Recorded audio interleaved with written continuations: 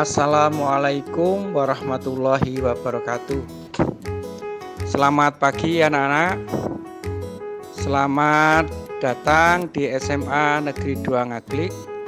Saya ucapkan selamat bergabung menjadi keluarga besar SMA Negeri 2 Ngaglik yang kita cintai ini. Semoga SMA kita ini bisa mengantarkan kalian semuanya menjadi orang-orang yang sukses di masa yang akan datang. Amin. Tapi yang perlu saya ingatkan bahwa kesuksesan itu tidak datang dengan tiba-tiba, tapi harus diusahakan dan diperjuangkan.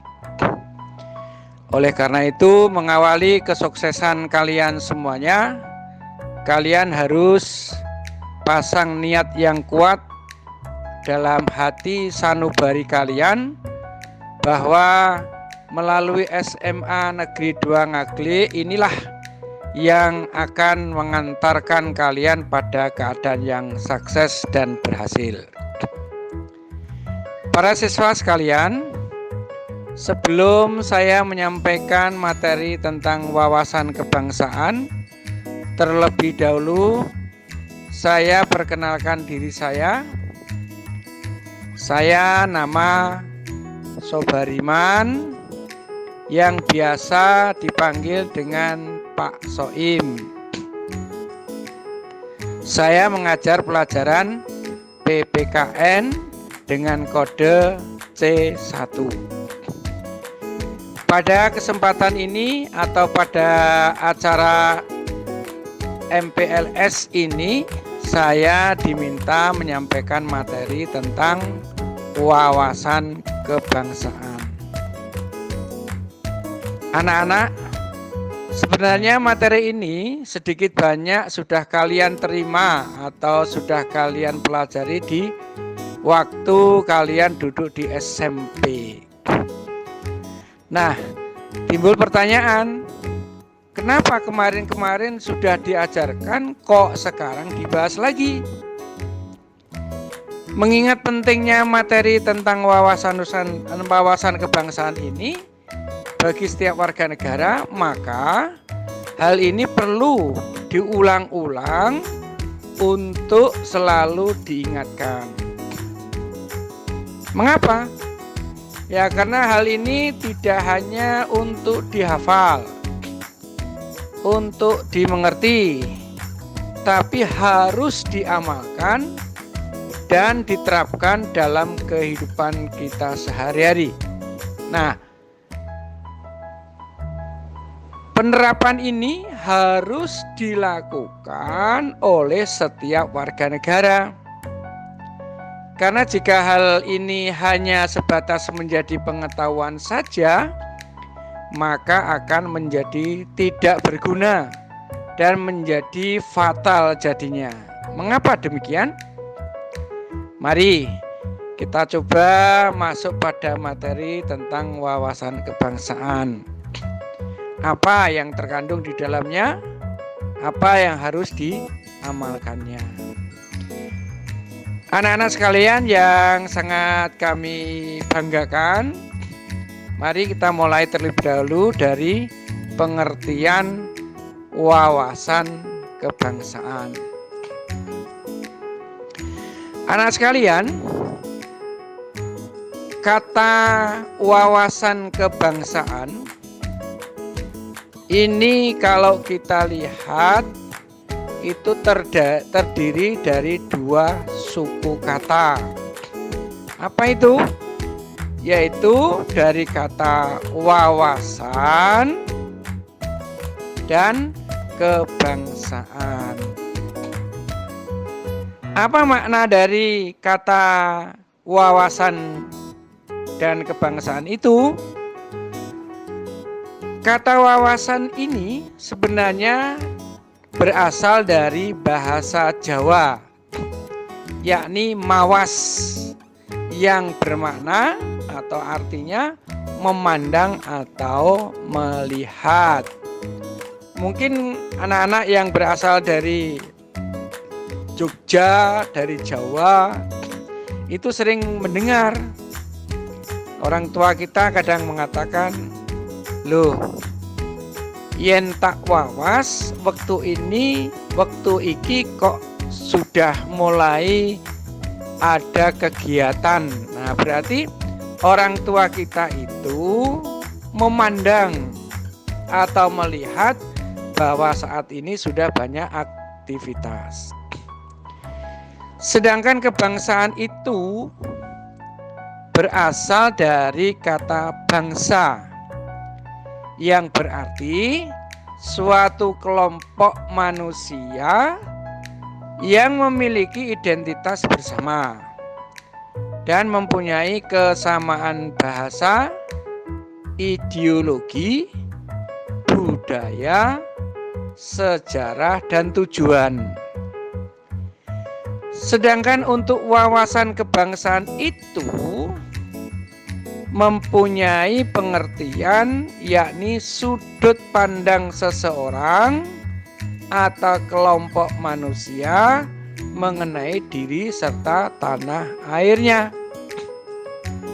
Nah, yang dimaksud di sini adalah wawasan atau pandangan bangsa Indonesia, yang mana bangsa Indonesia itu harus memiliki pandangan atau cara pandang yang sama.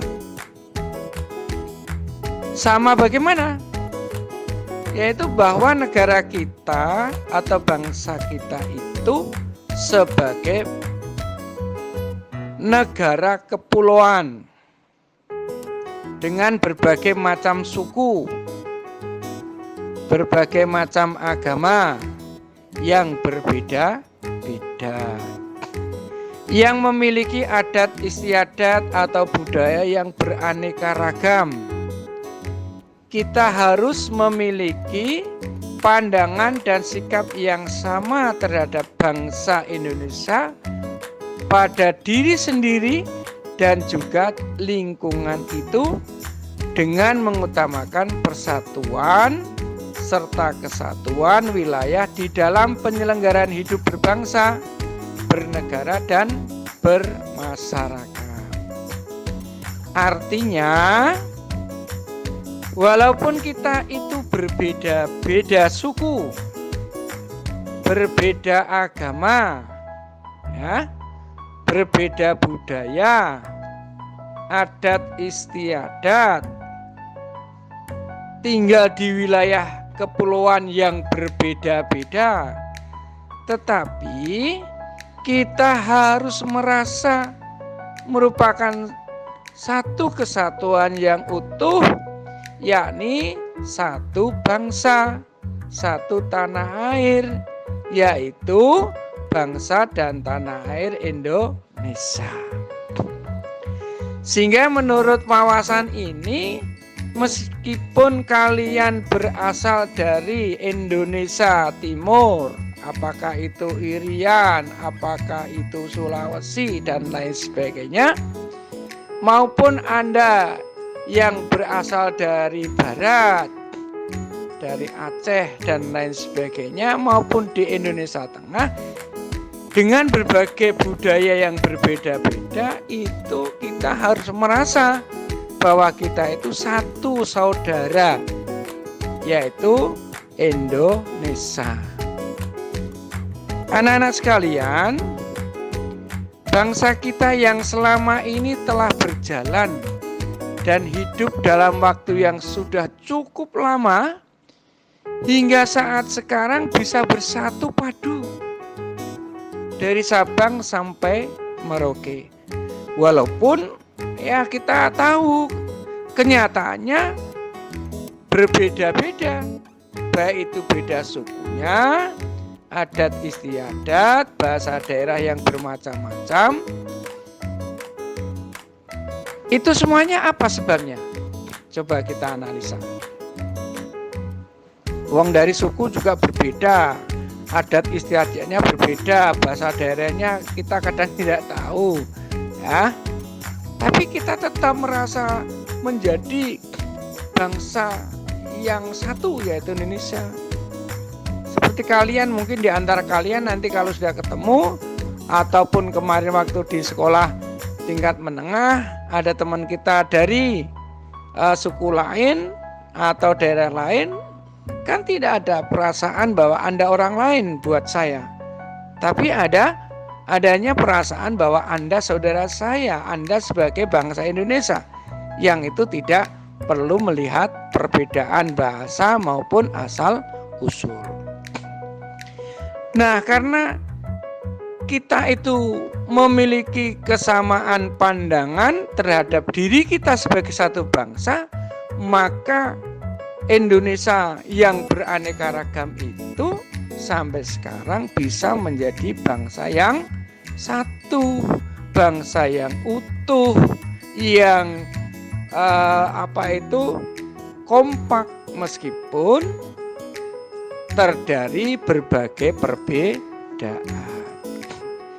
Sehingga kita harus punya pandangan, harus punya pola pikir atau punya pemahaman bahwa perbedaan itu jangan dijadikan salah satu indikator atau penyebab rusaknya persatuan. Justru dengan adanya perbedaan itulah harus kita bangun persatuan yang kuat. Nah, di samping kita bangga sebagai bangsa Indonesia yang memiliki alat pemersatu yang sangat luar biasa, ya, yang tidak dimiliki oleh bangsa-bangsa yang lain di dunia ini, yang mampu menyatukan, merekatkan bangsa Indonesia yang terdiri dari berbagai macam keanekaragaman. Nah, Indonesia ini kan kalau kita lihat terdiri dari beribu-ribu pulau, beratus-ratus suku bangsa dan bahasa daerah. Dan pula bangsa kita itu berbagai macam adat istiadat dengan berbagai ragamnya, agama yang berbeda-beda, tapi bisa bersatu padu menjadi bangsa yang satu, guyub rukun, yakni bangsa Indonesia.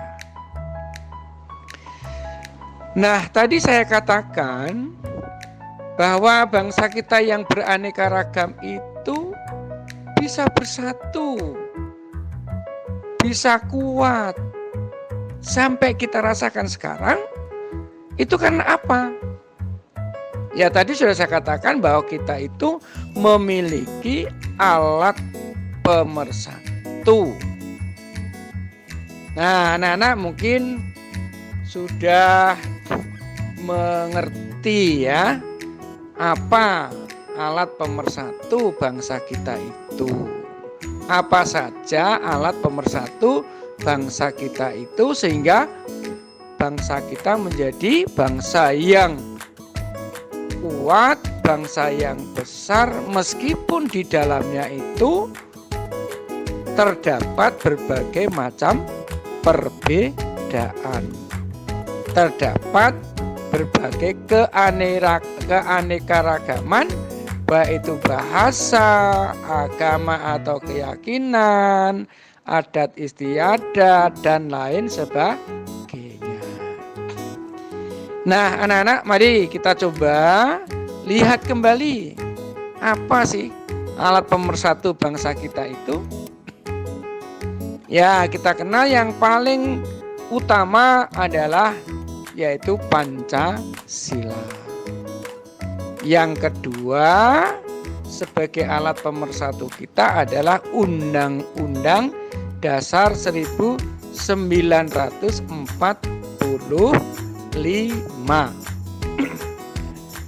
Nah, khusus ini anak-anak sekalian tolong membiasakan jangan sampai hanya menyebutnya UUD ya, UUD 45, tetapi biasakanlah mengucapkan dengan Undang-Undang Dasar 1945. Mengapa demikian? Saya khawatir nanti kalau Anda sudah terbiasa menyebut UUD, Mungkin nanti generasi berikutnya mungkin mengatakan UUD terlalu panjang, mereka akan menyingkat UUD. Nah, ini kan penafsirannya menjadi berbeda. Nah, adapun alat pemersatu yang ketiga yaitu yang berupa bahasa Indonesia. Yang keempat adalah bendera merah putih. Meskipun sebenarnya ada yang mengatakan alat pemersatu bangsa kita itu berbagai macam, ragam. Bahkan ada yang menyebutkan 10 ya, ada yang menyebutkan 7. Tetapi yang paling pokok sebagai alat pemersatu itu adalah yang saya sebutkan tadi, yaitu Pancasila, Undang-Undang Dasar 45, Negara Bahasa Indonesia, dan bendera merah putih.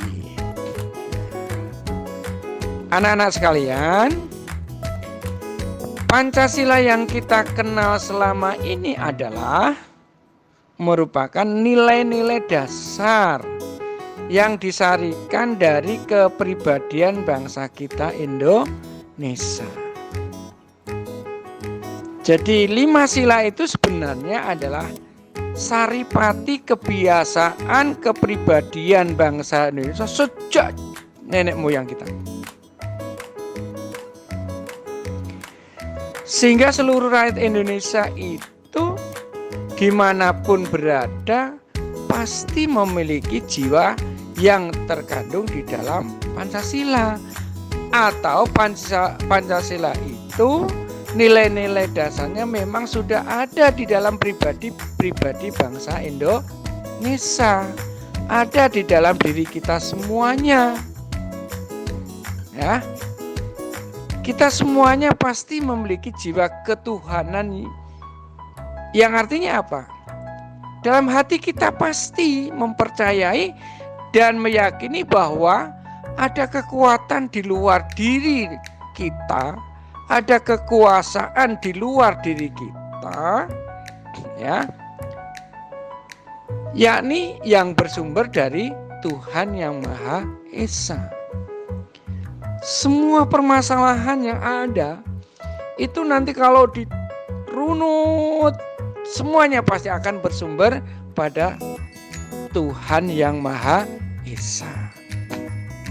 Bahkan ini kalau kita lihat umpamanya kebiasaan orang Jawa ya, atau Anda sendiri ketika Anda mendapatkan musibah gitu toh, umpamanya jalan kaki, kakinya tersandung batu, apa yang Anda sebutkan? Atau orang tua kita dulu menyebutkan hiyo ngalah. Itu artinya apa? Ketika kita mendapatkan musibah, yang disebut itu adalah biungnya dan Allahnya. Artinya apa? Dia meyakini betul bahwa semua itu karena kehendak Tuhan. Maka setiap diri bangsa Indonesia itu pasti memiliki nilai-nilai ketuhanan. Nah, di sini perlu saya ingatkan juga, mengapa Indonesia itu tidak mau menerima faham yang tidak mengakui akan adanya Tuhan, atau istilahnya faham ateisme, seperti yang dianut oleh Partai Komunis Indonesia saat itu. Ya, karena itu mengingkari daripada kodrati manusia. Maka ini perlu dikembangkan terus kepercayaan pada Tuhan Yang Maha Esa itu, karena keberadaan kita, keberadaan bangsa Indonesia itu adalah kita yakini karena kehendak Tuhan. Maka dalam proklamasi pertama itu, dalam proklamasi itu kan disebutkan atas berkat rahmat Tuhan Yang Maha Esa. Jadi bangsa kita, bangsa Indonesia itu tidak boleh mengingkari akan adanya kekuasaan di luar diri kita, yaitu Tuhan Yang Maha Esa. Selain itu, setiap manusia Indonesia itu memiliki nilai-nilai kemanusiaan, ya, nilai-nilai kemanusiaan. Sehingga kita tidak akan melakukan perbuatan apapun di luar batas-batas nilai kemanusiaan. Sekejam apapun, kalau dia itu masih manusia, punya menjadi diri manusia, dia pasti tidak akan melakukan perbuatan-perbuatan yang di luar batas kemanusiaan. Selain itu juga, setiap bangsa Indonesia itu memiliki jiwa persatuan yang sangat kuat. Tidak ada seorang pun, ya, yang ingin hidup sendiri tanpa berhubungan dengan orang lain. Selain kodrati manusia itu diciptakan oleh Tuhan, secara kodrati adalah merupakan makhluk yang dikatakan makhluk sosial. Artinya dia tidak mungkin hidup sendiri tanpa bantuan orang lain. Kita harus menyadari dari sejak kita lahir sampai nanti mati, itu pasti membutuhkan adanya campur tangan bantuan orang lain. Nah itu. Contohnya saja, anak sekalian, kita itu bangsa Indonesia itu selalu berembuk atau bermusyawarah dengan orang lain bila akan mengambil tindakan atau langkah kebijakan tertentu. Nah, kan gitu. Contohnya umpamanya kamu di kelas atau di rumah, kalau kita mau melakukan sesuatu kadang-kadang kan kita minta persetujuan dengan orang tua kita atau kakak kita. Kalau di sekolah ya dengan teman kita. Untuk apa? Untuk kita mendapatkan yang terbaik. Nah, makanya itulah salah satu ciri bahwa kita itu memang setiap bangsa Indonesia itu pasti punya atau selalu menjunjung nilai-nilai persatuan. Dengan cara apa? Kita itu kalau mau mendapatkan hasil yang baik, nah itu harus dilakukan terlebih dahulu dengan musyawarah. Apalagi tindakan kita itu menyangkut orang lain atau orang banyak, itu memang harusnya itu dilakukan secara musyawarah. Nah, dalam prakteknya ketika nanti kalian hidup bermasyarakat, tidak boleh semaunya sendiri, tidak boleh menurut kehendaknya sendiri, ya. Nanti kamu akan terjadi komunikasi di masyarakat.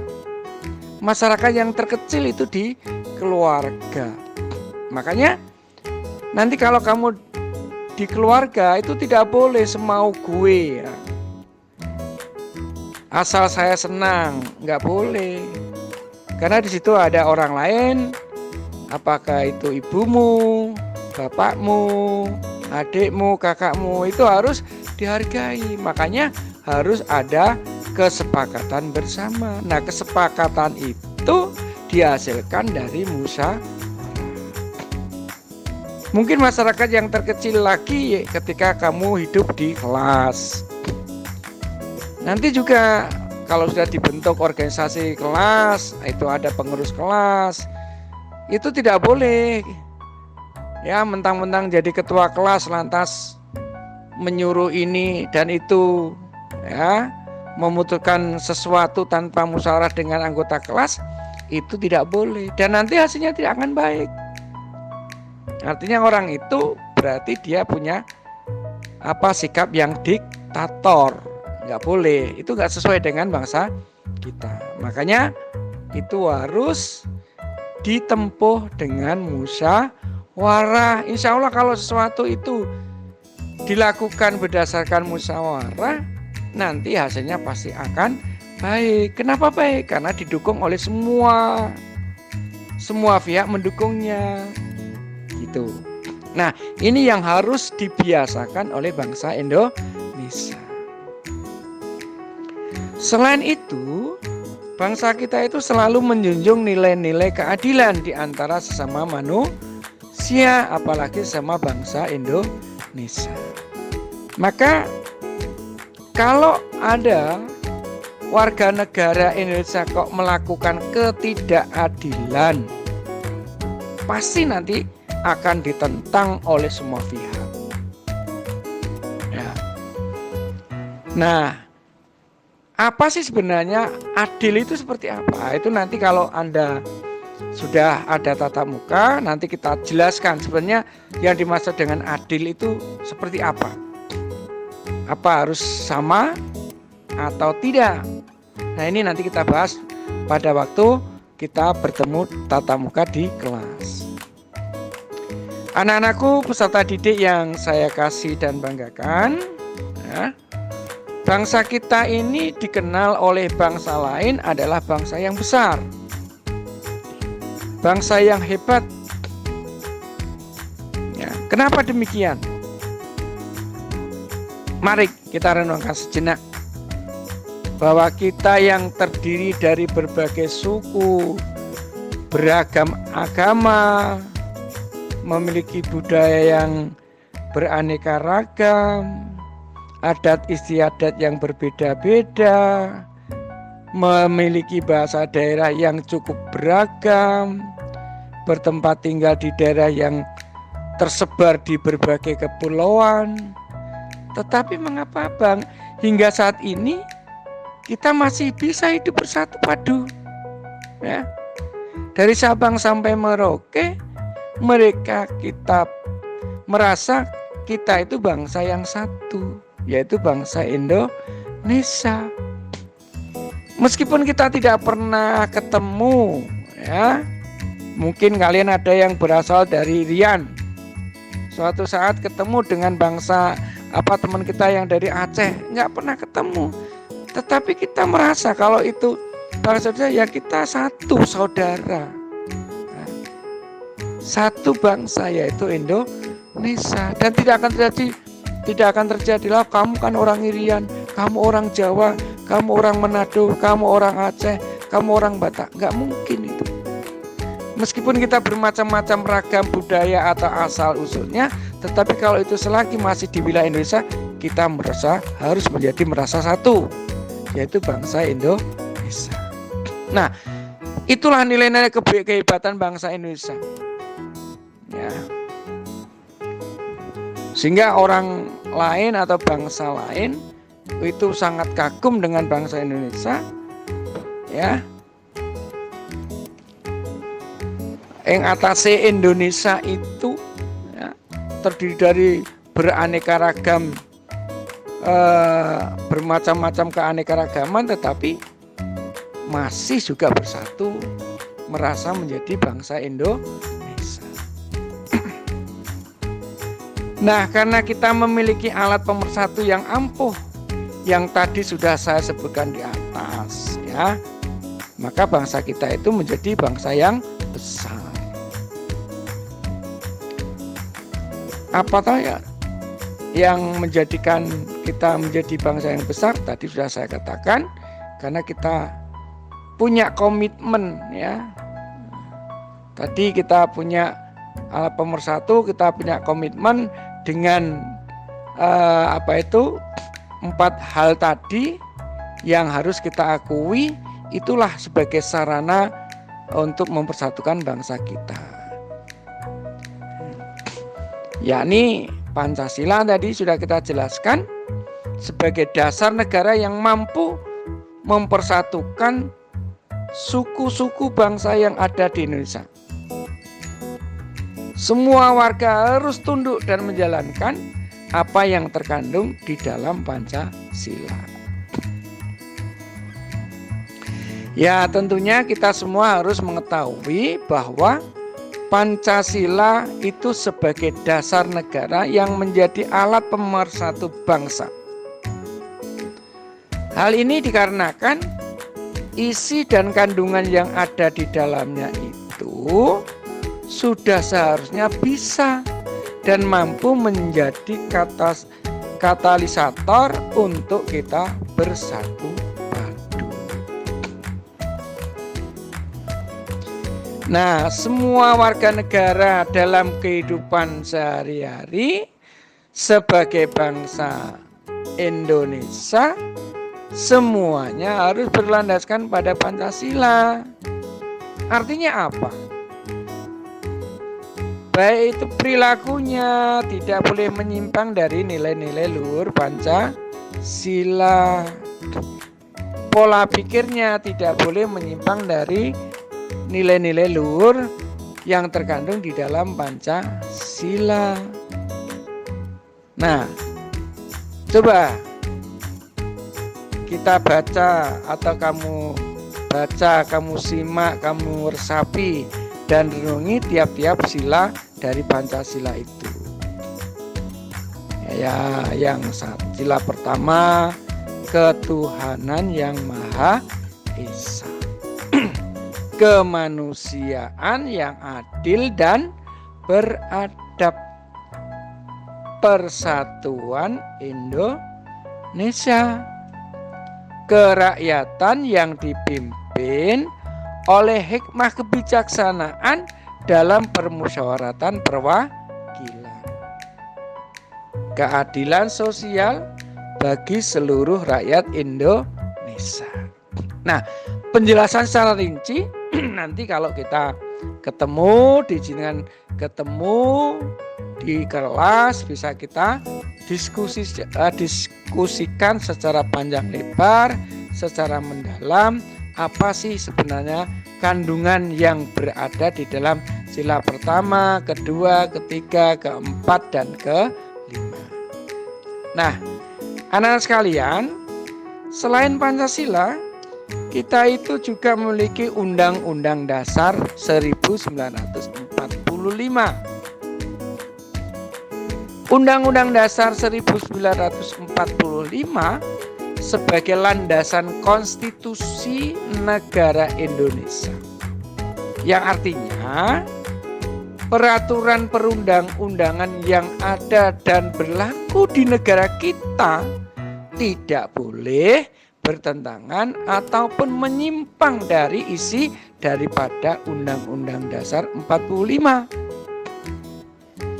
Peraturan-peraturan perundangan yang ada di Indonesia harus bisa dipertanggungjawabkan kepada Undang-Undang Dasar 1945. Dipertanggungjawabkan bagaimana maksudnya? Yaitu ketika kita melihat atau membuat nantinya peraturan-peraturan, ya, itu harus bisa dipertanggungjawabkan, bisa dikembalikan lagi kepada Undang-Undang Dasar 45 maupun Pancasila, dan isinya tidak boleh menyimpang dari isi Undang-Undang Dasar 45 itu maupun Pancasila. Baik peraturan yang paling bawah seperti peraturan RT, RW, dusun, desa, kecamatan, kabupaten, provinsi yang dibuat oleh kepala daerahnya masing-masing, semuanya tidak boleh bertentangan dengan Undang-Undang Dasar 45 maupun Pancasila. Artinya peraturan itu harus mengandung nilai-nilai ketuhanan, harus mengandung nilai-nilai kemanusiaan, harus bisa menciptakan persatuan, dan harus dimusyawarahkan. Tidak boleh peraturan itu ditetapkan oleh satu pihak atas pihak, nggak boleh, karena itu nanti akan bertentangan dengan sila keempat. Dan peraturan itu yang dibuat dan diberlakukan itu harus menciptakan keadilan bagi seluruh rakyat Indonesia. Nah, itu maksudnya. Ketika ada peraturan perundangan, ya, atau aturan-aturan, itu kok menyimpang dari 5 sila atau Undang-Undang Dasar 45, maka itu bisa dibatalkan. Nah, itu. Yang ketiga yaitu bahasa Indonesia. Anak-anak sekalian yang saya banggakan, kita itu harus merasa bangga betul menjadi bangsa Indonesia yang memiliki bahasa pemersatu, ya, yaitu bahasa Indonesia.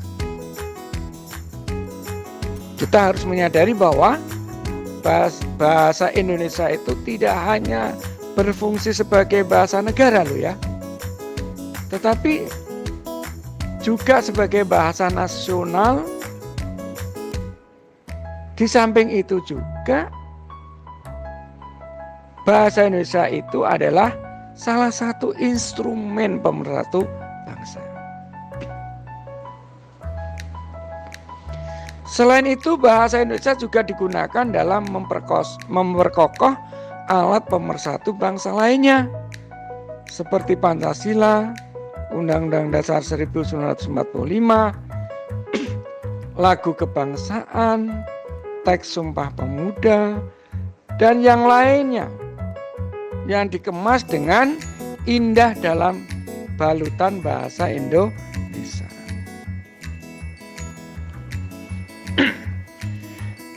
Tentunya kita mengetahui kalau bangsa ini begitu heterogen, ya. Maksudnya tadi adalah berbeda suku, bahasa daerah, budaya, agama, kepercayaan, golongan, ras, dan lain sebagainya. Dan kita bisa saling berkomunikasi antara satu dan yang lainnya dengan apa? Menggunakan bahasa Indonesia. Kita bisa berkomunikasi, kita akan merasa menjadi bangsa yang satu, bangsa Indonesia, kalau kita menggunakan bahasa Indonesia. Suatu contoh umpamanya, kalian yang berasal dari Jawa, yang biasa menggunakan bahasa Jawa, kalian pasti akan bisa diterima, kalian pasti akan bisa difahami oleh suku bangsa yang lain, katakanlah di Batak sana, ya. Kamu pergi di daerah Batak, kalau kamu menggunakan bahasa Indonesia, mereka pasti akan paham. Mereka akan bisa menerima kalian. Tapi coba umpamanya kalian menggunakan bahasa daerah kalian, bahasa Jawa, mereka nggak paham. Dengan ketidakpahaman, maka Anda akan tidak bisa diterima karena Anda tidak bisa komunikasi dengan mereka. Tetapi dengan menggunakan bahasa Indonesia, meskipun Anda baru pertama kali ketemu, mereka akan bisa paham. Mereka akan bisa menerima kalian. Nah, begitu pentingnya bahasa Indonesia sebagai salah satu komponen pemersatu bangsa. Oleh sebab itu kita harus bisa menjaga dan melestarikannya. Bagaimana cara melestarikannya? Yaitu gunakanlah bahasa Indonesia yang baik dan benar. Jangan sampai kita tidak peduli dengan hal-hal yang merusak bahasa kita, bahasa Indonesia. Maka ketika kalian nanti sudah punya komunitas yang lebih luas, ya, biasanya kalau di tingkat sekolah menengah pertama itu biasanya teman-temannya masih satu daerah. Naik lagi kalian di SMA mungkin sudah ada yang dari daerah lain, ya, dari suku lain mungkin. Tapi tidak menutup kemungkinan ketika nanti Anda sudah duduk di bangku kuliah di perguruan tinggi, yang mana mahasiswanya berdatangan dari berbagai daerah menjadi satu. Nah, itu nanti akan terasa pentingnya kita itu menggunakan bahasa Indonesia. Coba saja kalian nanti ketemu dengan komunitas yang lebih luas. Umpamanya contoh saja, nanti kamu di satu kelas itu kok kenyataannya ada yang berasal dari daerah lain dengan bahasa daerah yang lain. Nah, itu nanti harus kita hargai. Kamu harus menggunakan bahasa Indonesia. Jangan menonjolkan bahasa ibu atau bahasa daerah kita masing-masing. Karena ketika nanti kita berada dalam komunitas yang lebih luas, yang kompleks, lantas kita menggunakan bahasa ibu kita atau bahasa daerah kita, itu bisa jadi orang lain tidak memahami, itu juga bisa menimbulkan ketersinggungan. Kalau sudah merasa tersinggung karena nggak paham, maka persatuan tidak akan bisa terbentuk di situ. Nah, inilah pentingnya kita menggunakan bahasa Indonesia dan berkewajiban menjaga dan melestarikannya. Artinya ketika kita berkomunikasi dengan banyak orang, gunakanlah bahasa Indonesia. Jangan terlalu menonjolkan bahasa daerah kita masing-masing.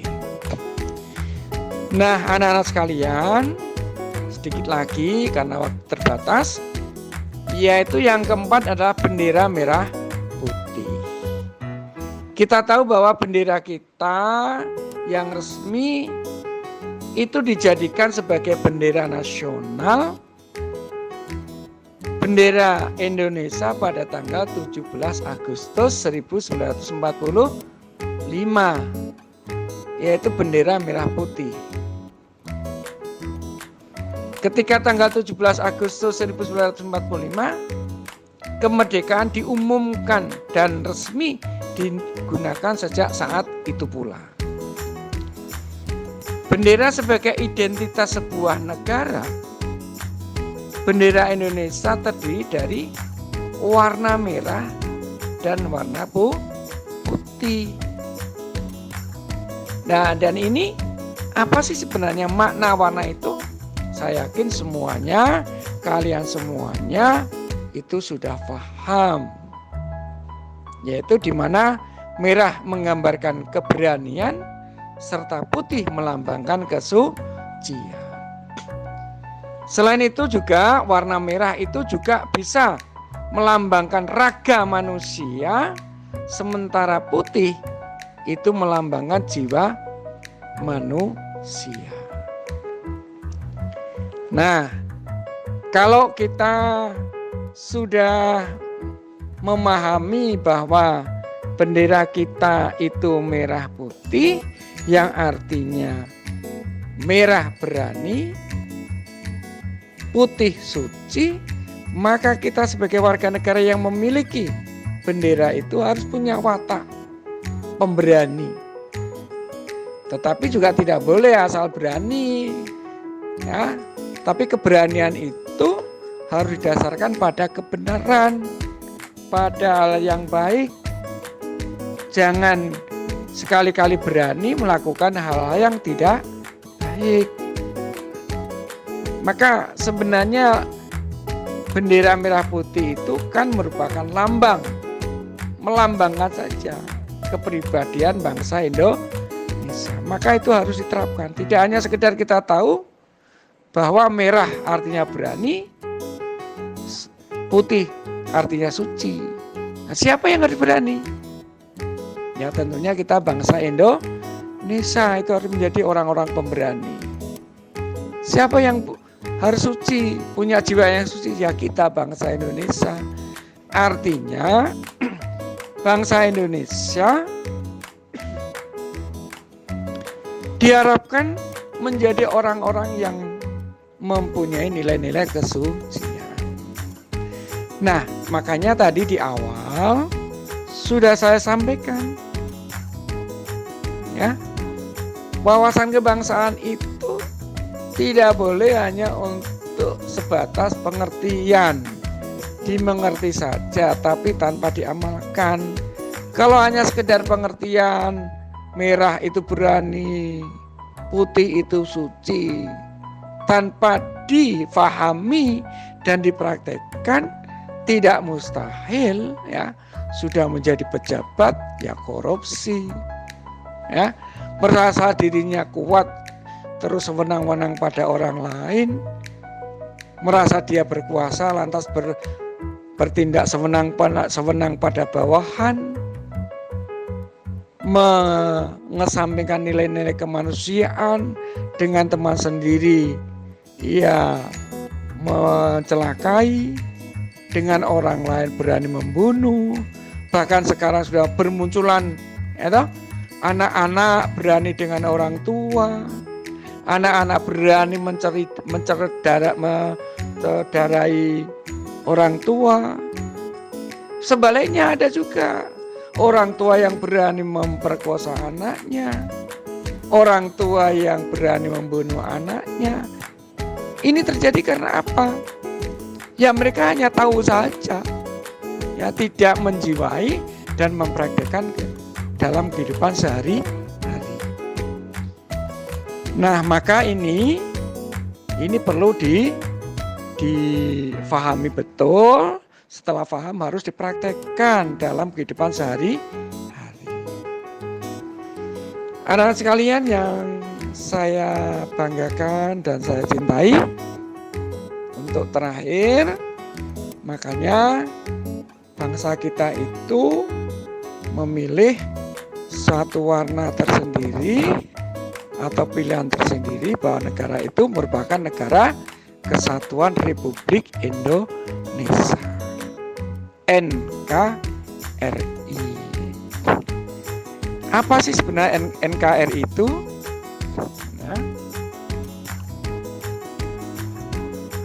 Negara Kesatuan Republik Indonesia.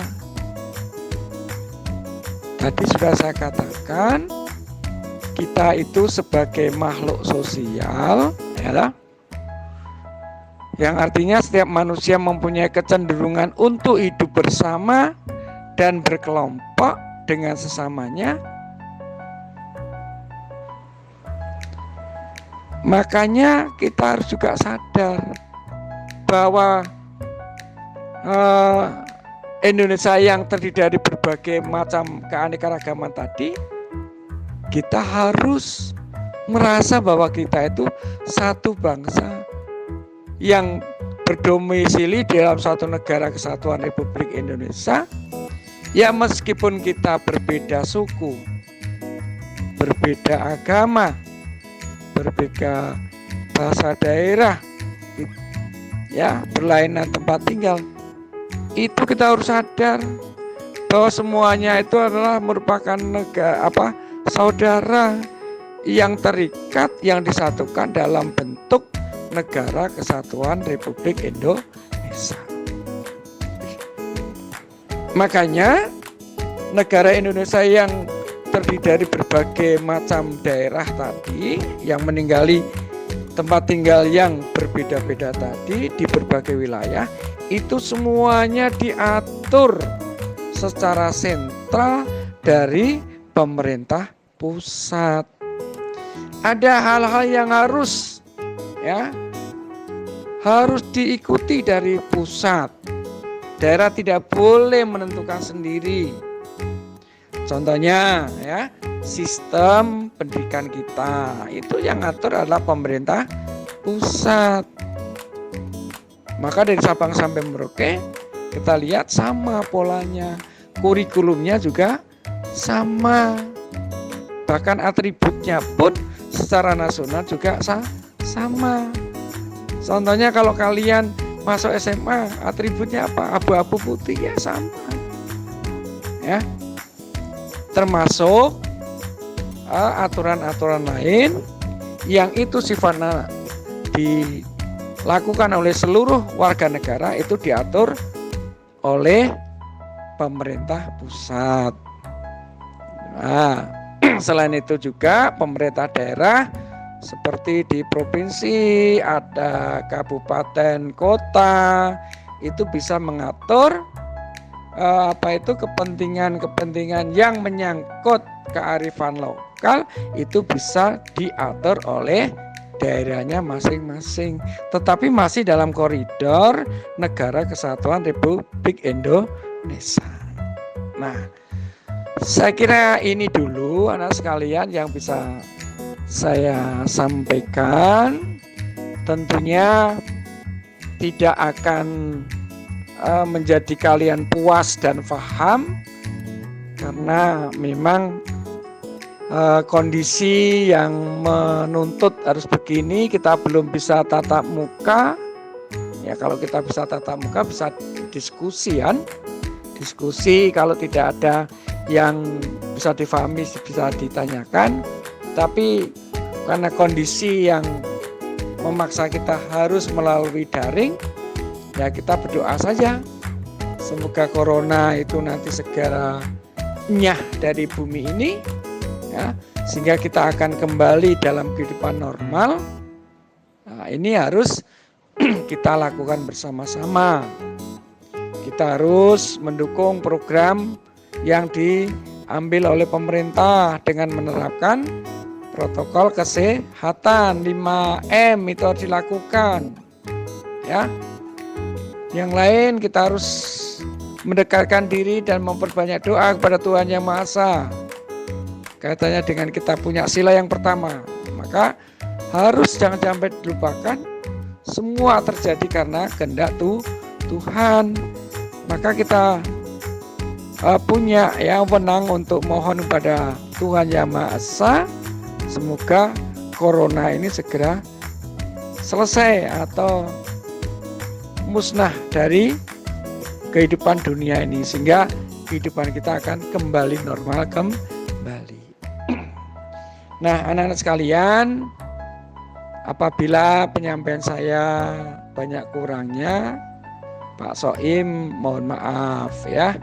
Semoga nanti kita bisa dipertemukan dalam acara tatap muka, kita bisa bertegur sapa, kita bisa mengenal wajahnya Pak Soim itu yang seperti apa. Mungkin ada yang namanya Mbak Dila, Mas Ahmad itu seperti apa yang sekarang baru masuk di SMA Negeri 2 Ngaglik. Nah, itu nanti kalau kita bertemu, insya Allah kita bisa berkenalan lebih dekat lagi. Sekian saja anak-anakku sekalian. Nah, sebelum saya tutup, untuk memperdalam pemahaman wawasan kebangsaan ini, silakan anak-anak cari ya bahan-bahan bacaan, baik itu melalui internet ya. Silakan Anda di Google itu tanya sama Mbah Google apa arti wawasan kebangsaan. Di situ nanti akan banyak yang ikut menjawab pertanyaan tersebut ya. Sekian, terima kasih. Semoga Anda selalu sehat, sukses di kemudian hari. Dengan semangat yang berapi-api, harapan kita Anda bisa mencapai apa yang kalian inginkan. Sukses selalu, terima kasih. Saya akhiri. Assalamualaikum warahmatullahi wabarakatuh.